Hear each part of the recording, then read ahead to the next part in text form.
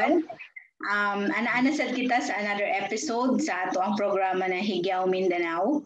And this is courtesy of the National Commission for Culture and the Arts in participation with the tribal government of the Philippines.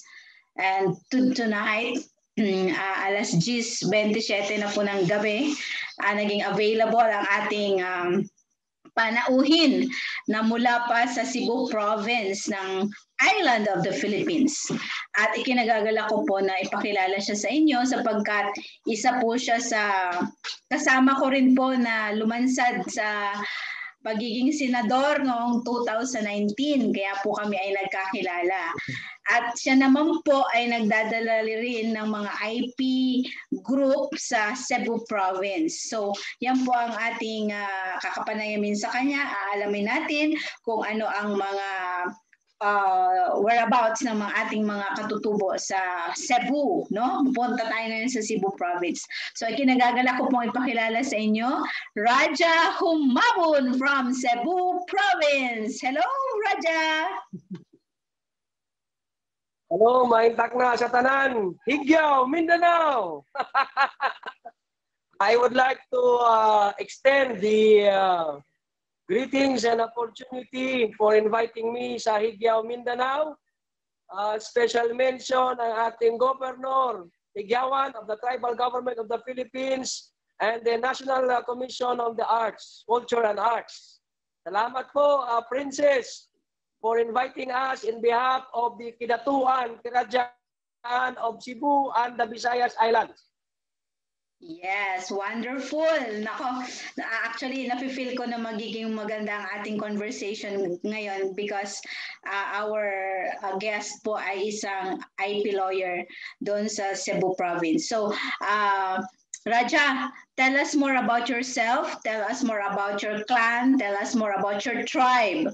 Go ahead, Rajah.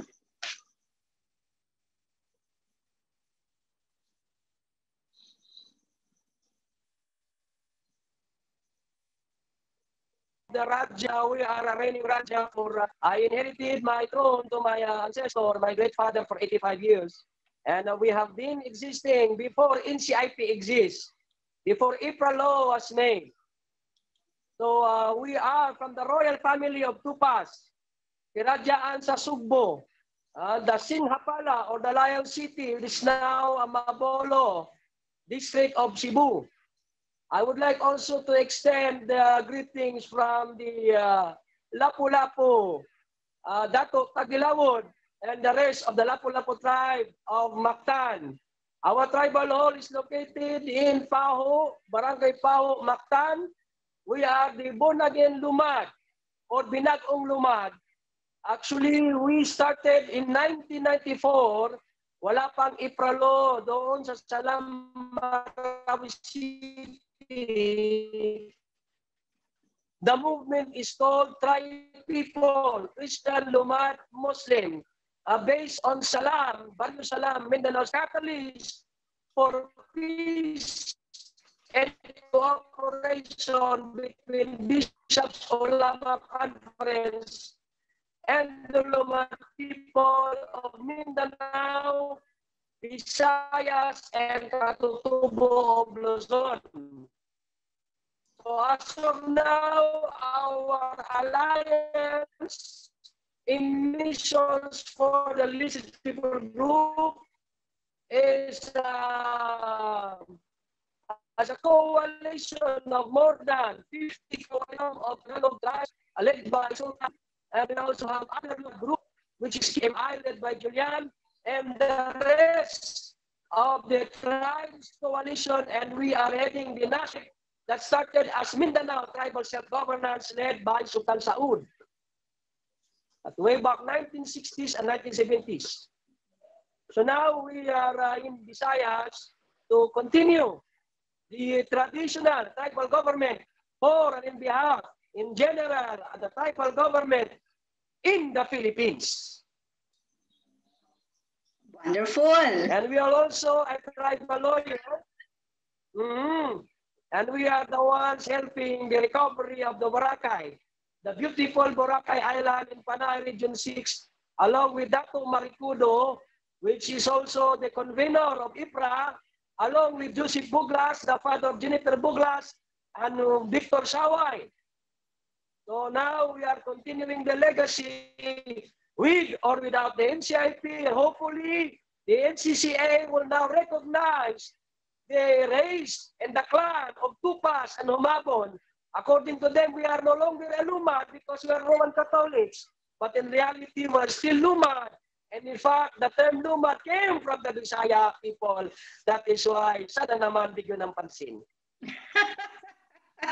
Well said, Raja. Natutuwa ako sa iyo kasi talagang ganun ka heartfelt ang iyong pag-assert ng inyong clan and tribe.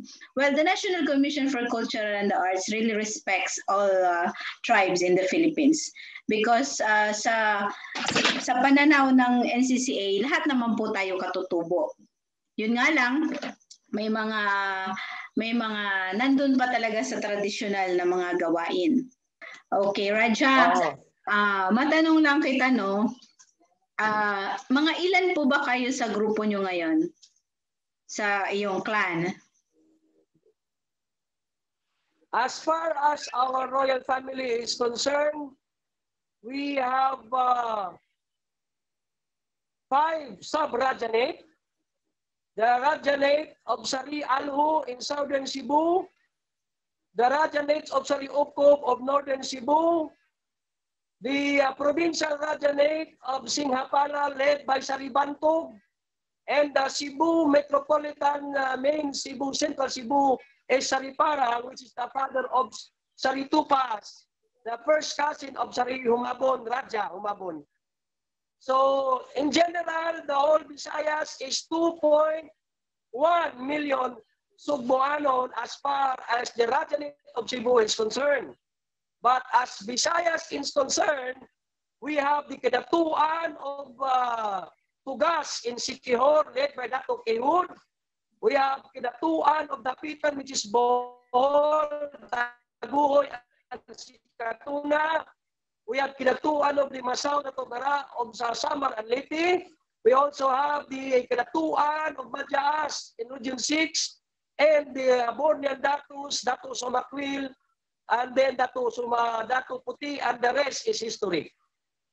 So all in all, as far as Rajanate of Cebu and the Visayas, we compose of Region 6, Region 7, and Region 8. And then that's more than, I think, 35 million Bisaya people nationwide. Wow. That is why we are very sad that we are 35 million. Even President Digong Duterte came from Davao and from Danao City. Duterte family, still a Bisaya.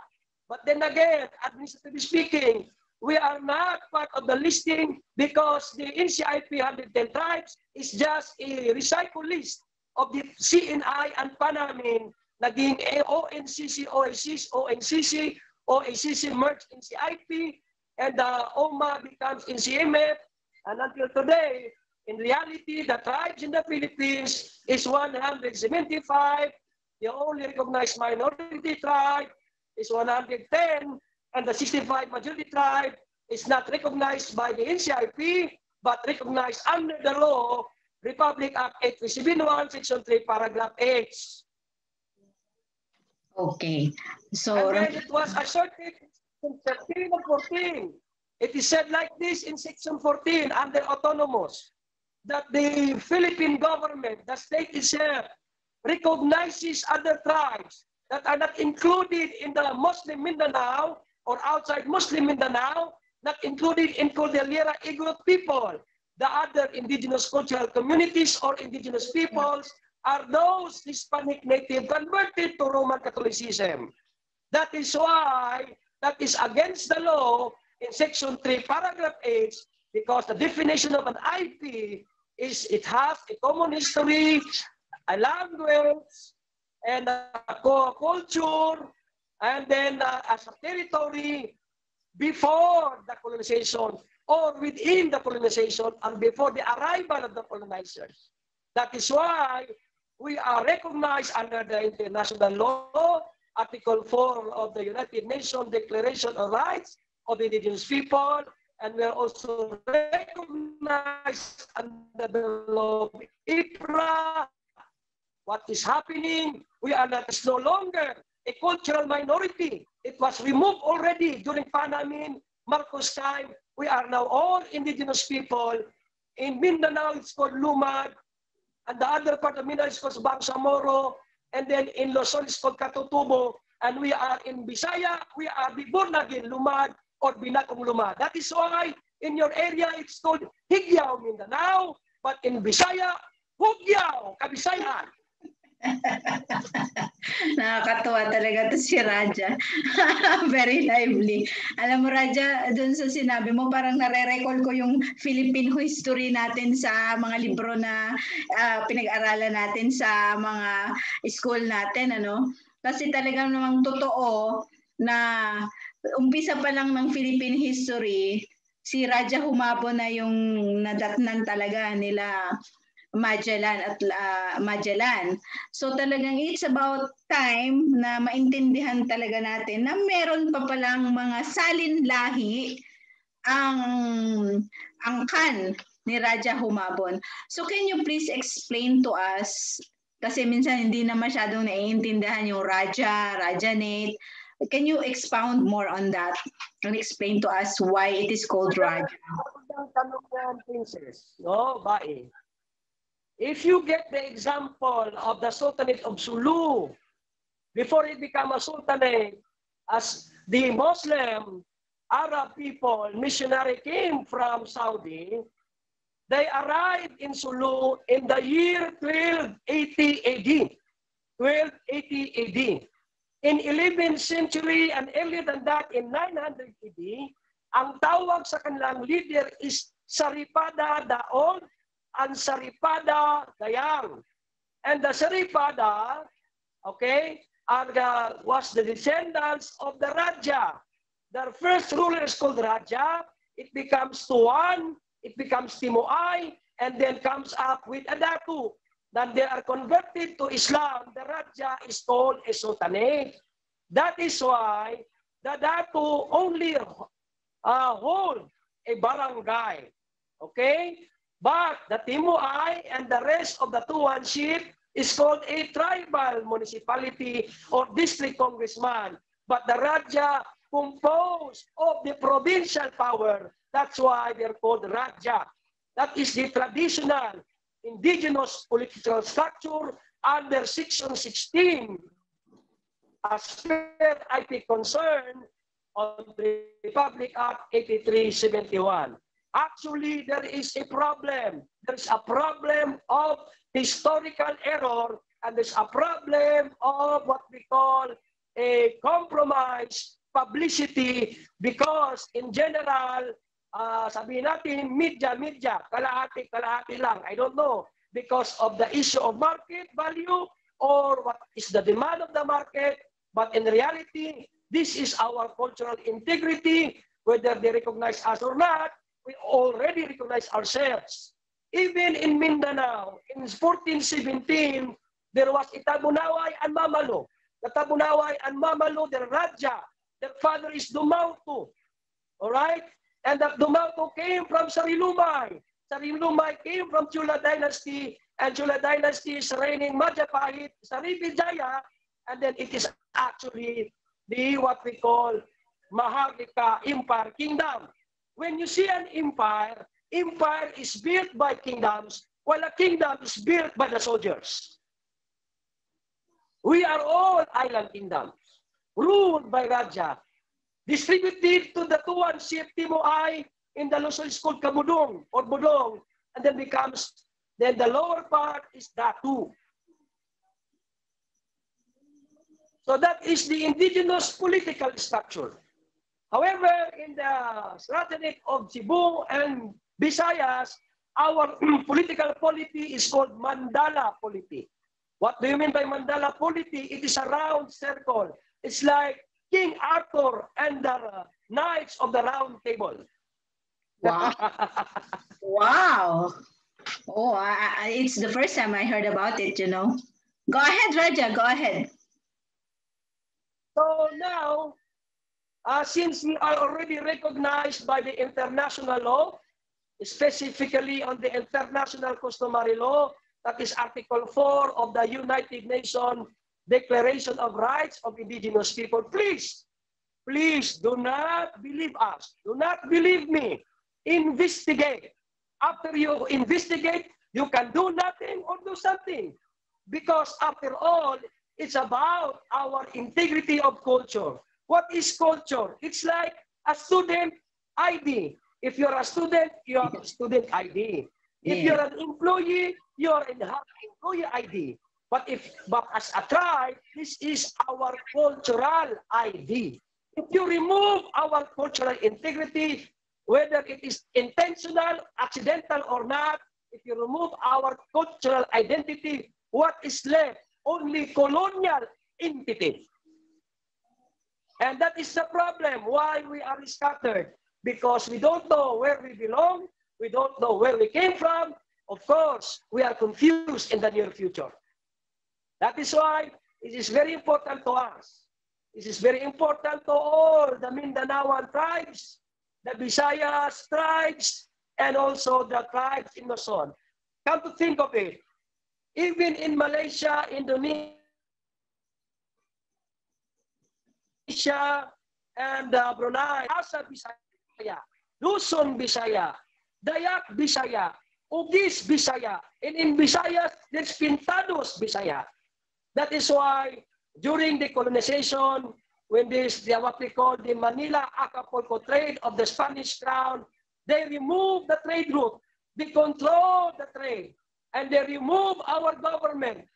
In July 3, 1565, during the time of CEBU Treaty, it started the confusion because it was us who made a blood compact to Miguel Lopez de Legazpi, and we actually bring the Christianity to all the tribes in the Philippines. That is why there is what we call Fort Santiago, fortress of the Spanish, but in reality, we are not defeated because we are deceived by the colonizers. We thought it is just a trade agreement like barter trade, but the interpretation is a surrender of sovereignty, which is not true. And we are not stopping. That is why our family continue the revolt and even becoming a Daguhoy revolt and then going to Socorro. It is what we call Coron revolt in 1925.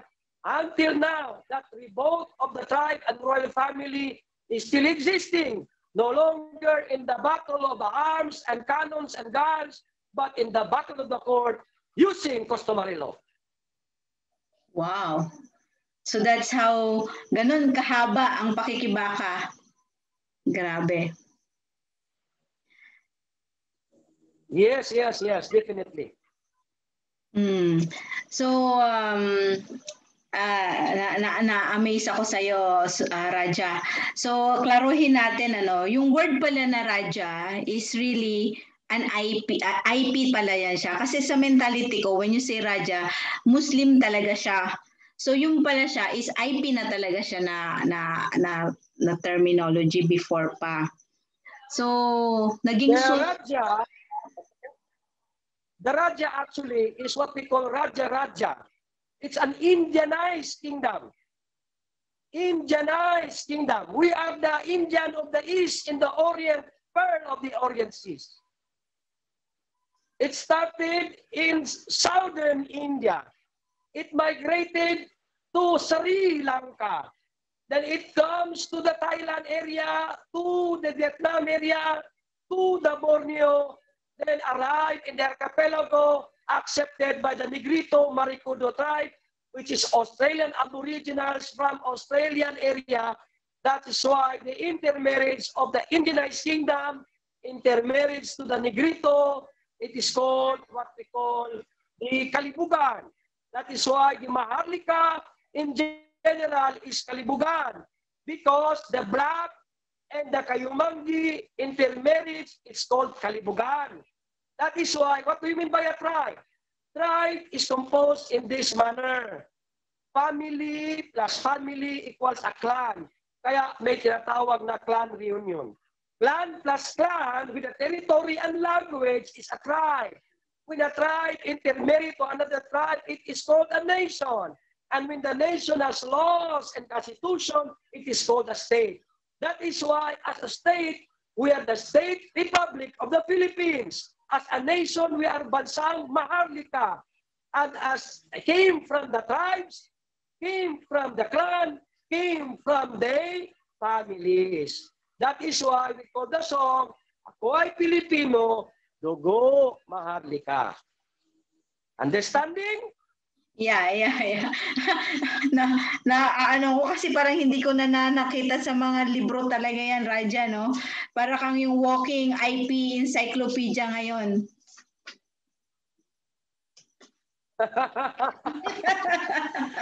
We inherited the knowledge from our babaylan, from the Apo Magbabaya, Bathala, and from our Ginoo in Visayas. The problem is, when you go to Luzon, when you say Ginoo, it just refers to a man. But in Visayas, when you say Ginoo, it's Bathala, it is Apo Magbabaya. It's the supreme creator, created the heaven and the earth. That is why, even in the Lakan of Tondo, the Maharlika is only a free man. But in Visayas, the Maharlika is a royal blood. That is why we differ in polity, and polity differ on the origin, and that origin differ on the worldview, and that worldview differ on the polity, and that polity differ from each island kingdom, refer to each other's polities. Wonderful. That is why we're already a federal prior to the colonizers' arrival. Yes, yung federal na yan. Federal na tayo prior pa sa pagdating ng mga colonizers. That's true. In the context of the time, ganito ang federal natin, we have decentralized federal. Hindi tayo unitary federal.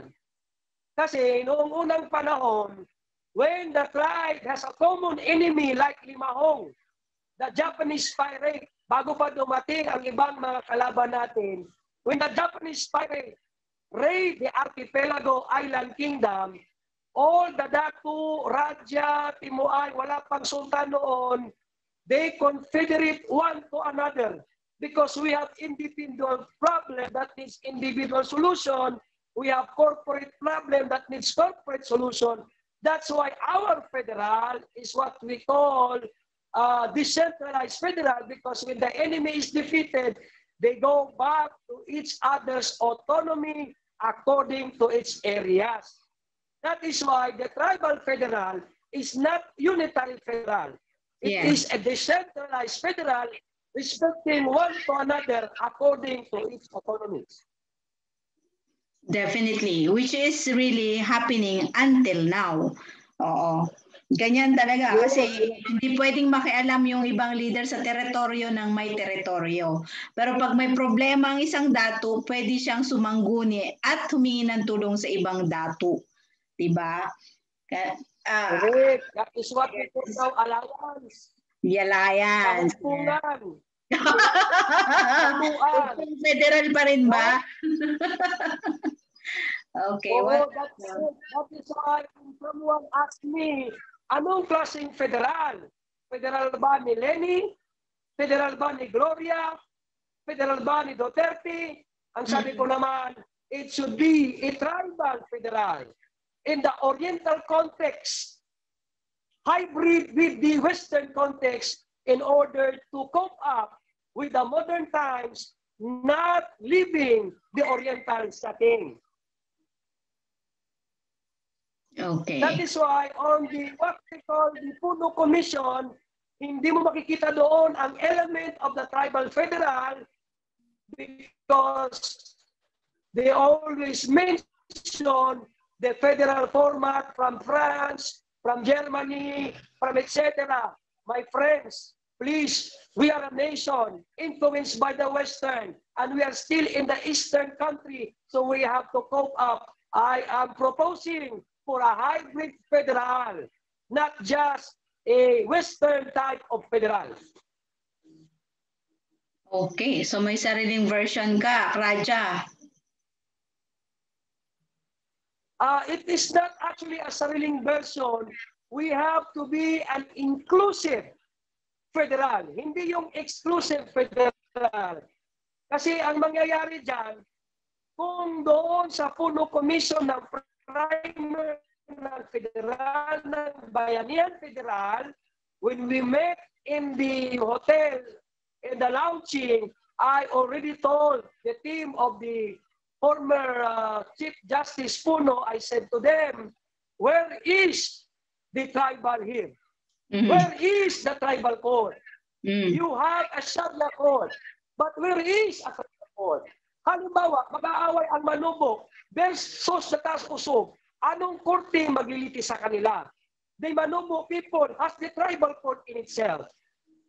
The tausog has a Sharia court. In the US, there is a tribal court, no Muslim court. Why in the Philippines, we are more than the Muslim people in fairness, but we don't have a unified tribal court within the federal tribal government? What happened? Okay, that's a good. Yeah, that's a very good point, no? But actually, when you kung yan naman po ang tatanungin, ang alam ko, Raja, meron na pong panukala ngayon sa Kongreso na talagang maglagay na ng mga tribal courts. Only that, I do not know what's happening right now, no? Mukhang hindi nadala ni Congressman Rodriguez. Kasi si Congressman Rodriguez ng Cagayan de Oro ang nagalatag nun sa Kongreso.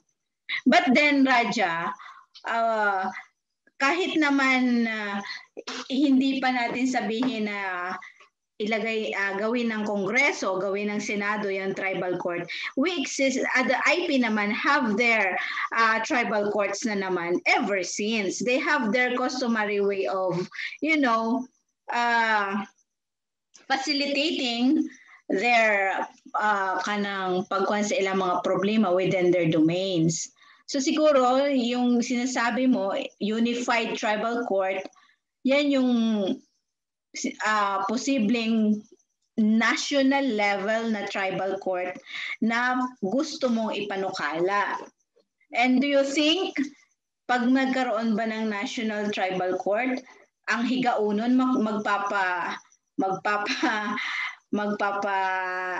ano siya, yung magpapalitis siya sa hindi niya kapareho ng tribo? How would that tribal court, national tribal court would function? How would that be organized? That is very easy, Princess. Under the IPRA law, what we call commonly accepted customary law. Commonly accepted customary law. We believe each tribe has its own unique, distinct jurisdiction of customary law. Now, when I say unified tribal court, it should be a branch circuit court of Supreme Court. Kagaya ng Sharia court na mga Muslim brothers, sisters natin. Now, ang nangyayari sa atin, yes, we have our own judiciary system. But then again, it's still inside the executive power, executive branch of the branch of government, which is a quasi-judicial court under the NCIP.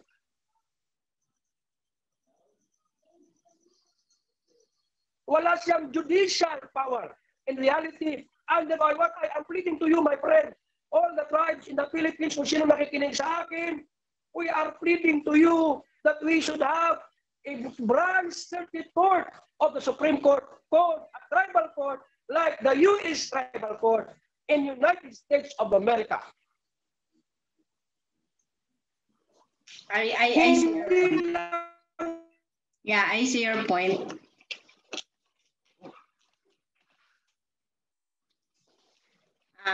Tayo sabi ng quasi judicial court, yan ay semi-court.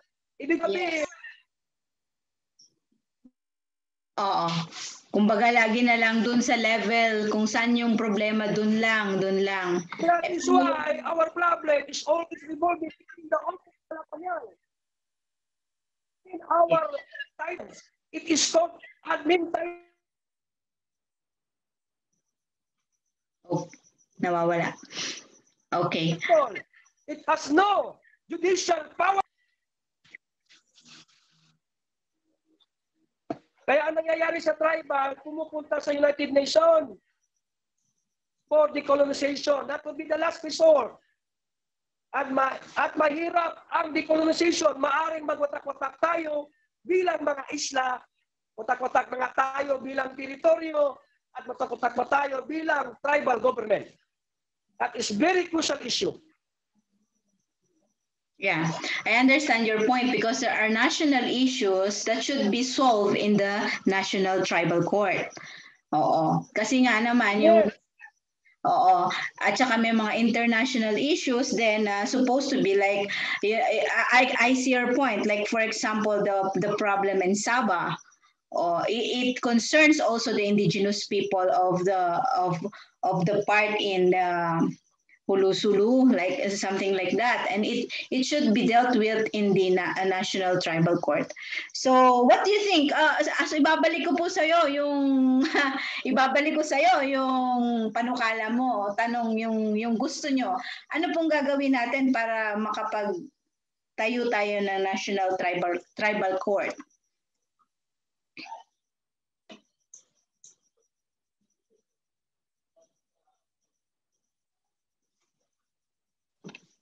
Very simple. Very, very simple. We need somebody in the Congress will going to sponsor it, and the tribal government will going to be the lead convener in the Senate hearing, and it will become a Republic Act, and then that will be under the judicial branch of government in the Philippines. Hindi na tayo under ng Malacanang. Yung ating tribal court will be under the Supreme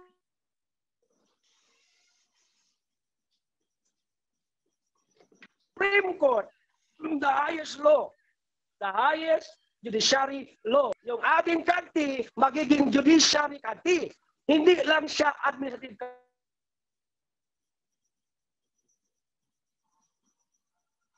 kanti. Kasi kung magiging admin kanti lang yan, ng NCIP, kung sinong malakas sa administrasyon, yun lang ang malapit sa luwag. That is why nagkulo-gulo na tayo. Dahil kung wala na presidente mo, wala namang bisa. Understood.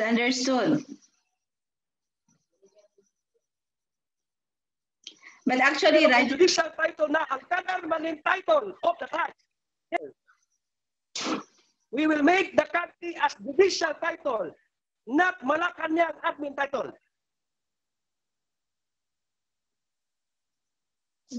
Okay. Kasi kung maging judicial title ang country, pwede na tayong papasok ng investors, meron na yan tinatawag na what? Ang tawag dyan, pwede na siyang gagamitin sa bangko, pwede siyang maging guarantee. Doon lang magagamit ang country as sovereign guarantee. Until it is not a judicial title, it has no sovereign guarantee. Wala tayong pundo. Yeah. Wala tayong pundo. Umaasa lang tayo sa awa ng mga NGO.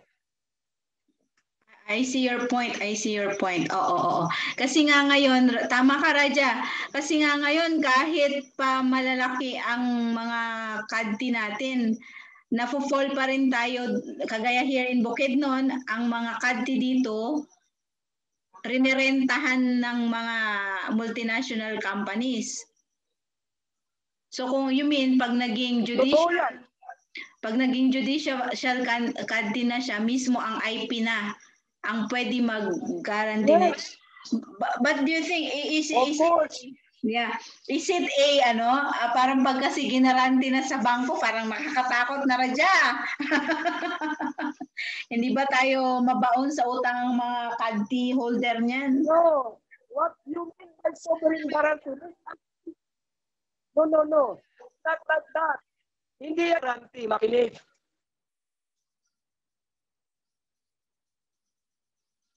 Go ahead. We can get 30% from the BIR collection. Oh. 30% from the Bureau of Internal Revenue Collection. Maliban pa sa investor. Kasi it is a judiciary. Alright? Sa ngayon, punta ka sa BIR, hindi ka nila bumalik ka pa rin sa NCIP, Upper Forum. Yeah. Everything is under NCIP right now. Mm-mm. Kaya yung NCIP, kumukoleksyon ng marami. Doon na korupsyon. Lumag Brothers, tanggalin ang NCIP, palitan na yan, hindi na yan Commission of Department of Indigenous People Justice.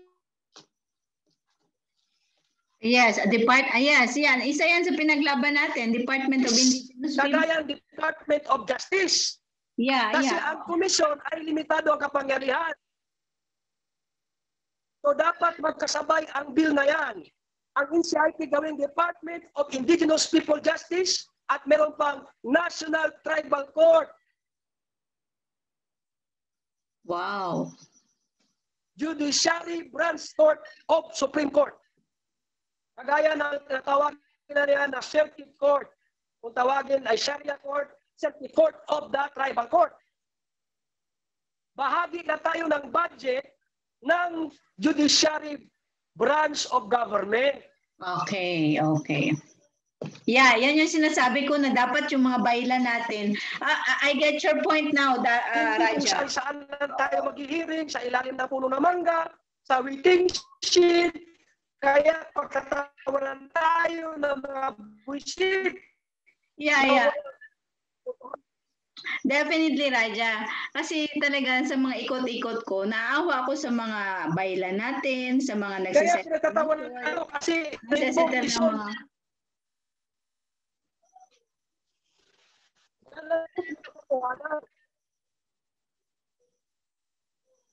Yeah.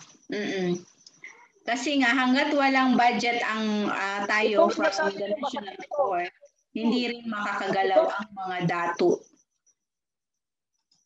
to settle the disputes properly na recognize ng ating gobyerno. Of course. Kaya marami sa atin na discourage. Kasi kahit saan CEBU, alam mo, marami sa mga dato na discourage dahil hindi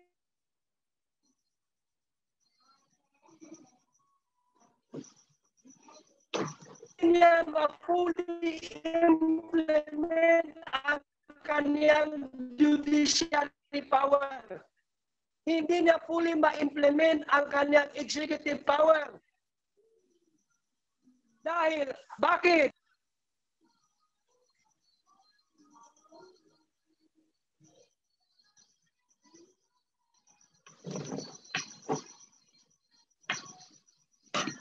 Go ahead, Raja. I'm listening. Hello? Yeah, go ahead. Yan ang dahilan, bakit tayo ikot, hindi tayo natatapos. Para tayo...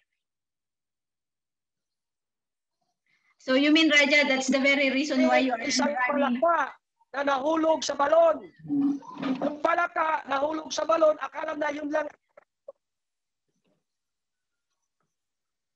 Kailangan natin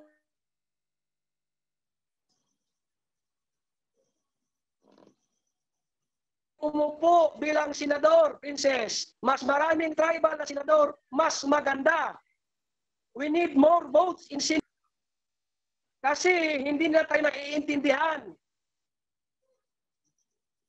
Yeah, definitely. Ganito, Raja. Kaya kailangan natin tayo mismo ang umupo doon at kailangan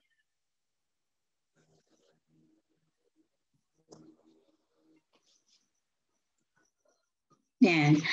Okay, that is yan ang inspirasyon mo, Raja, sa paglansad sa politika, ano? Oo, so ngayon naintindihan ko na kung bakit ganyan kasidihi ang iyong damdamin patungkol sa pakikibaka. I'm very sure, Raja, your point of view hindi pa masyadong naintindihan o nakita ng ibang mga leader yan. Kasi busy pa sila sa kanilang territorial jurisdiction, dun lang sa locality nila.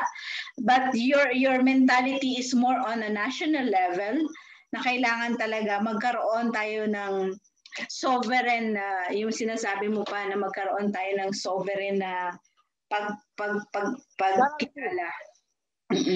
True legal process pa rin. True legal process pa rin talaga.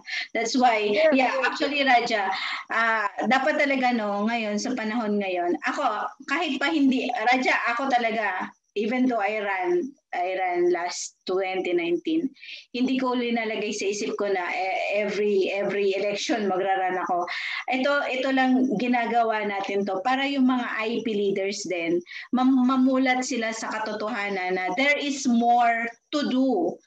Mas marami pang dapat gawin na para mas malagay sila sa tama, mas malagay sila sa magandang kalagyan, na hindi sila madidiscriminate o na hindi nila sasabihin na hindi sila pinakinggan, kasi sabi mo nga nagkaroon ng National Tribal Court na yan, nandun na yung pagkilala na kahit ano pang ipasa ng mga problema, meron ng budget, meron pang pagkilala. Kasi unang-una talaga is pagkilala at saka yung budget na yan. Importante talaga yan.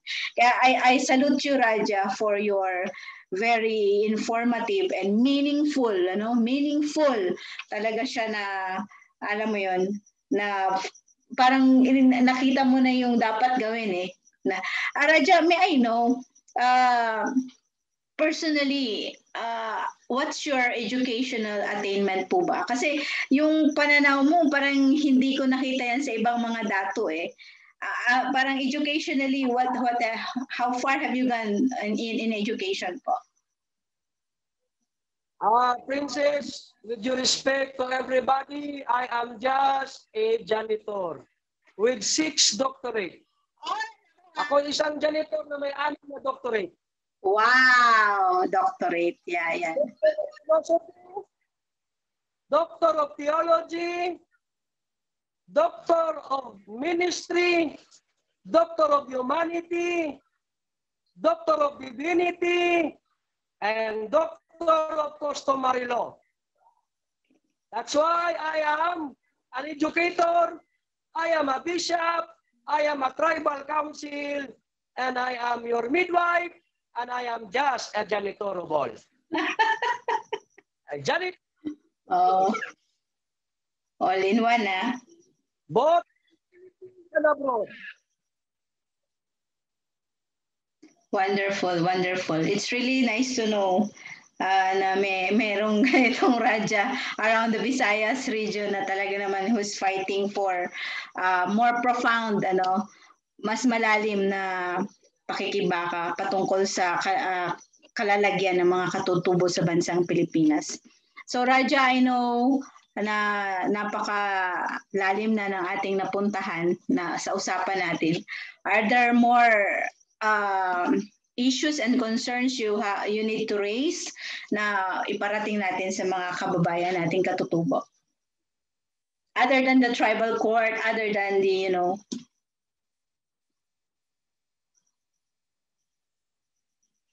Ito lang, pakiusap lang naman kung pwede lang. Again, there are problems that are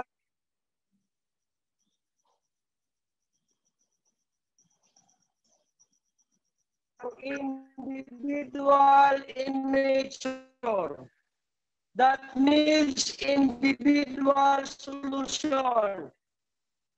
There are also problems that is already a corporate problem that in the ITA of Zambales, what happened in Boracay, what happened in Cebu and Mactan, what happened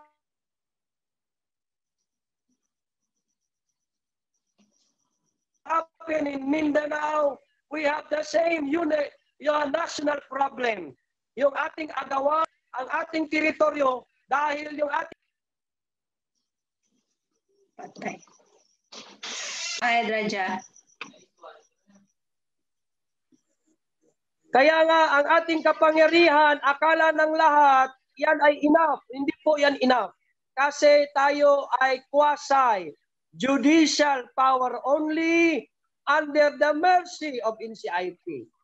My appeal to you, buwagin ang NCIP, palitan niya ng Department of Indigenous People Justice, kagaya ng Department of Justice, at maitayo ang tinatawag na national tawagin, at bawat tribo magiging tribal circuit court ng Higaunon, tribal circuit court ng Mabuko, tribal circuit court ng Saya, tribal circuit court ng mga Igorot, circuit court ng mga Ati.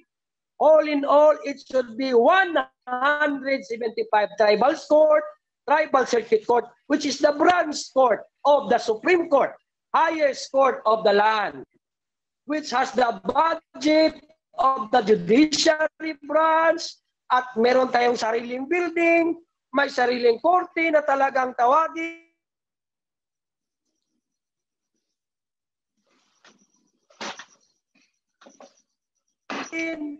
Hindi yung korte lang na kagaya ng basketball court at food court. Maganda sa lahat. Yeah, makes sense.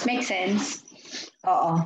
So, siguro hindi naman yung pagsasabi mo na buwagin, ibig sabihin i-promote natin ang NCIP into a department.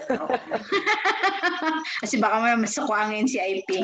Baka sabihin nila na anti-NCIP. Yes, from commission. Taasan ang level ng NCIP. Okay, so but then Raja, I have a question. Since IPRA law, NCIP... Hindi tayo anti-NCIP.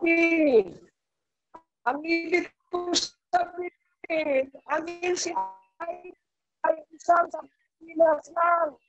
Hindi sa mga. Yes. Oh. Definitely. Yeah. It's just for clarification purposes. Okay. Hindi kasi, di ba kasi sa IPRA law, ang linagay talaga doon, it is the NCIP. So kung maggagawa ng another law ng tribal court, yeah, you really have to be in the Congress, or you really have to be in the Senate to do that, Raja. Hindi na.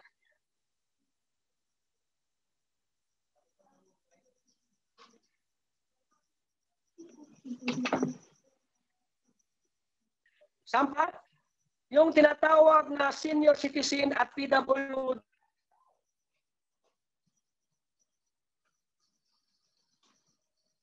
yung batas na yan, wala yung enhance.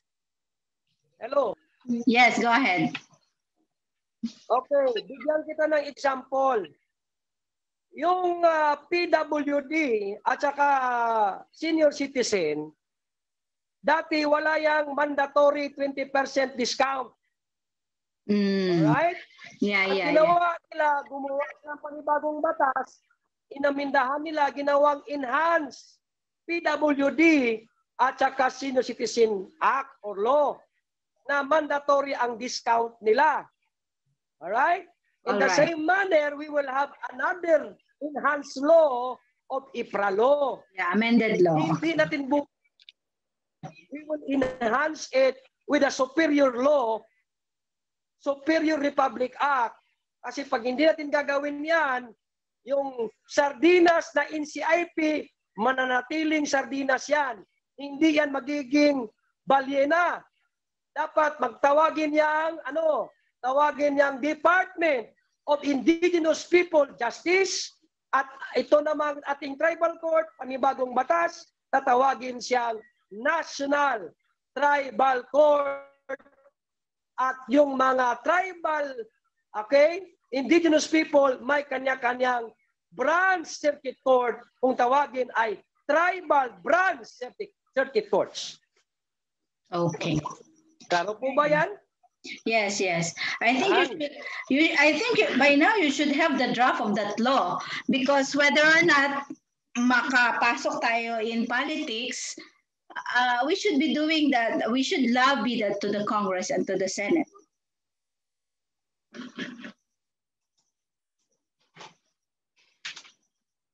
You must have a draft of it already, you know. We are calling for a national convention. We are calling for 175 convention, and to draft it within ourselves.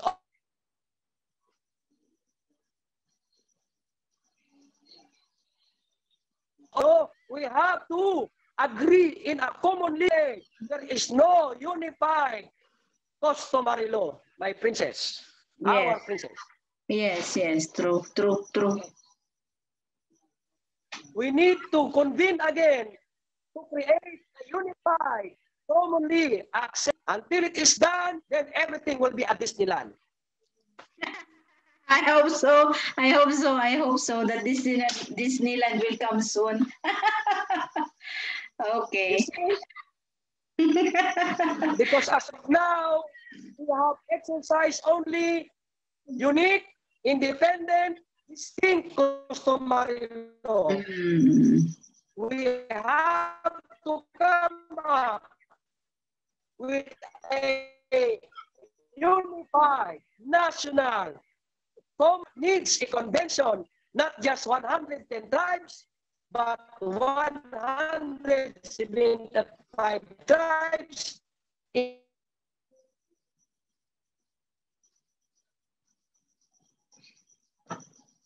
in both cultural minority and the cultural majority. Walang cultural minority kung walang majority floor leader. Taro po ba? True, true. Okay. So I think we have information coming from you. Raja. Okay, Raja, can we request for this is just to break the ice, no? Kasi masyadong mabigat yung ating usapan. Baka pwede mo kaming bigyan ng kanta na yan, Subuanon dyan. We're very, very excited to listen, you know. Subuanon song, a very famous Subuanon song. I believe many of you know the song. Alright? Kasi ang iniisip ngayon ng mga katribo natin, mahirap yan, hindi tayo sanay. Mahirap yan. Merong Bisaya song na ganyan eh. Yung, I will sing some lines of that and you can continue. Let me start the song. Ambot kong nganong daghay mga upaw ug ulo, hining klasiha sa tawo, kasagarang makalbo. And then the doctor said, kaysa dugay maanad ramo. You see, anad-anad lang yan. Sanay-sanayan lang yan. For the meantime, hindi tayo nasasanay. Sanayan natin ang sarili natin to implement our commonly accepted customary law within our convention. Like the people of Canada, they have what they call AFN, Assembly of First Nation, which is the assembly of the indigenous people of the tribes in Canada. If Canada can do it, why not the Philippine tribes in the Philippines? Magandang gabi, magandang umaga, mayong taknak ang itong tanan, Hugyaw, Mindanao! Higyaw, Mindanao! Nakakatuwa ka talaga, Raja. Nodal moment with you. Nodal moment with you. So, on behalf, also, we are going to end our session, Raja, no? Because I know maganda yung naging flow na usapan natin. So, I think, yes, drafting that law, kung magda-draft man tayo, kailangan ipadaan talaga sa mga convention. So, hopefully, no, with Governor Higawan, the tribal governor, we could meet you there in Cebu or wherever, basta okay na ang panahon at pwede na tayong gumala-gala. Ngayon naman, pwede naman through communication via email, no? para lang may mangyari na umuusad na mga trabaho for the indigenous people. So on behalf of the National Commission for Culture and the Arts and the Tribal Government of the Philippines, RAJAH HUMABON, I'd like to congratulate you for having such a brilliant mind and a brilliant proposition or proposal for the indigenous people. Isa ako sa nagpo-pray na the NCIP would really, recognize your clan, your group. But then, with or without the recognition, you deserve to, self-govern. You deserve to, do what it takes para lang makilala at magampanan nyo bilang Rajanate ang inyong mga responsibility in the island of Cebu. So, thank you so much. Thank you so much. Okay. Sa mga apo nato diha sa Cebu, nagapasalamat jud ko nga anay usa ka tawo nga pareho ni Raja nga grabe kahagtik ang ulo o ang kanyang mentality. It's really, it's really hard to find someone whose mind is far beyond the ordinary. Kaya, Raja, kailangan paningkamot diha. Paningkamot yun na, for the sake of the motherland and for the sake of all the tribes. Naiyak na tuloy ako, Raja. So, any parting words, Raja?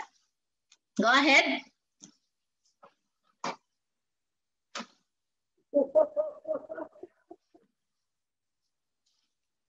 To thank the tribal government of the Philippines, also Governor Higuawan and the National Commission on Culture and the Arts, yung commission na yan. Sana may awa ang Panginoon, ang atong Ginoo, ato mababaya. This has been the deepest longing of all generations. And I think, and I believe, it's the time to convene, time to unite, time to solidify, concretize what needs to be done. And if we cannot do it in our generation, we will wait another 50 years. And that is a long time, another time of waiting. Sana po, bigyan natin ng pansin yung ating sitwasyon. Because until we do something, nothing will happen. Magandang gabi uli, magandang araw sa inyo kung kayo naman ay nasa ibang bansa at maayong takna atong tanan. Yes. Okay. Salamat po, Bayo Princess, YouTube or anumang platform. Salamat po. Yes, okay. So thank you. And to all the tribes around the world, we are, greeting you with all gladness. And I hope na in this pandemic season, all of you will be able to secure yourselves, secure your clan, secure your tribe, because this is the time that you have to unite to secure everybody around. So Raja, thank you so much to the clan of Cebu. And to all the tribes in the Philippines, mabuhay, mabuhay, mabuhay, Higyaw, Mindanao! Bye-bye!